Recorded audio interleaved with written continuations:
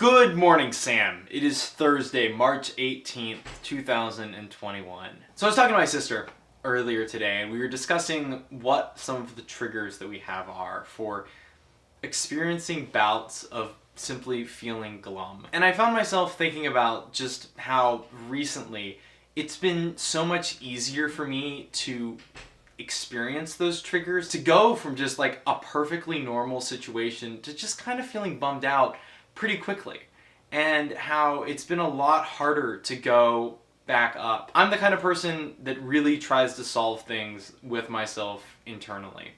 I believe that eating healthy, sleeping a lot, going to the gym, exercising regularly really sort of help balance a lot of kind of the mental activities that I'm having. And while I certainly believe that this is really true, I've also been noticing just how much external factors that are beyond my control are also influencing those things. That in the last year, the stress of the world around us and the stress of the conditions that we've been in individually, one thing will happen, and it can be mundane and it can be simple, and suddenly I find myself just feeling a little bummed out.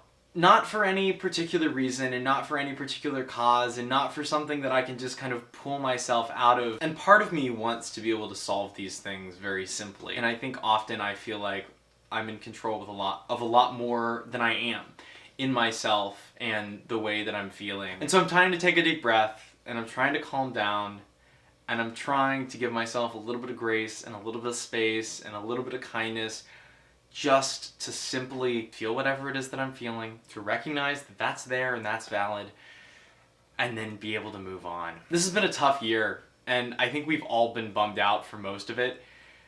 I think things are on the rise. I think things are getting better. I'm looking forward to a brighter future. But in these moments, I know that I'm gonna have periods where things still aren't that great. And I know that sometimes I can have a tendency to really deeply analyze every single aspect of what I do and what everyone else is doing around me. Obsessing over a conversation that I just had with someone or something that I said a couple of weeks ago.